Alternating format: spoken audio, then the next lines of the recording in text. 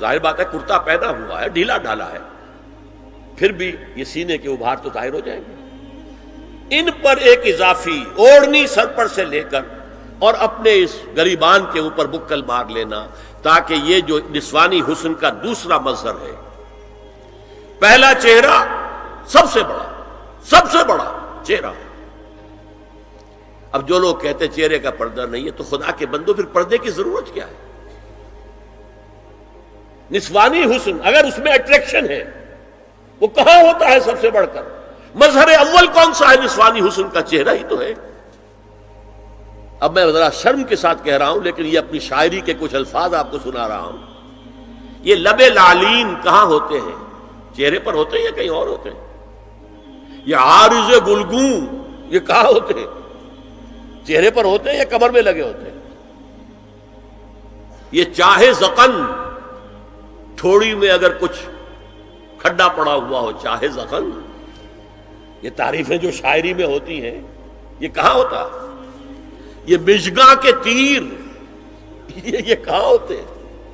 یہ نرگسی آنکھیں یہ کہاں ہوتی ہیں؟ اور ستواں ناک یہ کہاں ہوتی ہے؟ چہرہ ہی تو ہے نا، سب سے بڑی اٹریکشن تو چہرہ ہے۔ اسی کو نہ چھپایا تو پھر اور کیا چھپایا؟ ہاں دوسری چیز، چھاتی کے ابھار بہت اٹریکٹیو ہوتے ہیں انسان کے لیے۔ اس کے لیے یہ ہے کہ وَلْيَضْرِبْنَ بِخُمُرِهِنَّ عَلَى جُيُوبِهِنَّ، کرتا بھی دبیز کپڑے کا ہو، کرتا جو ہے ڈھیلا ڈھالا بھی ہو، شلوار اور دبیز تر کپڑے کی ہو، ڈھیلی ڈھالی ہو، اور اوڑھنی کا بکل جو ہے اپنے سینے پر مار لیا جائے۔ اب اس کے بعد فرمایا وَلَا يُبْدِينَ زِينَتَهُنَّ إِلَّا لِبُعُولَتِهِنَّ۔ اب یہاں یہ زینت کا لفظ آ رہا ہے چہرے کے لیے، اور چہرے ہی میں کچھ سنگھار بھی ہوتا ہے۔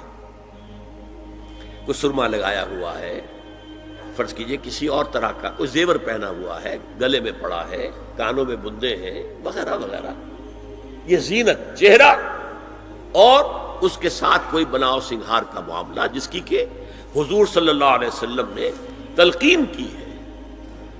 عورت کو گھر میں بن سنور کر رہنا چاہیے، شوہر کے لیے ایٹریکٹیو رہنا چاہیے، خاص طور پر شوہر جب آنے والا ہے شام کو دفتر سے، اس وقت عورت جو ہے بن سنور کر رہے ہیں، اس لیے کہ اصل مقصد کیا ہے؟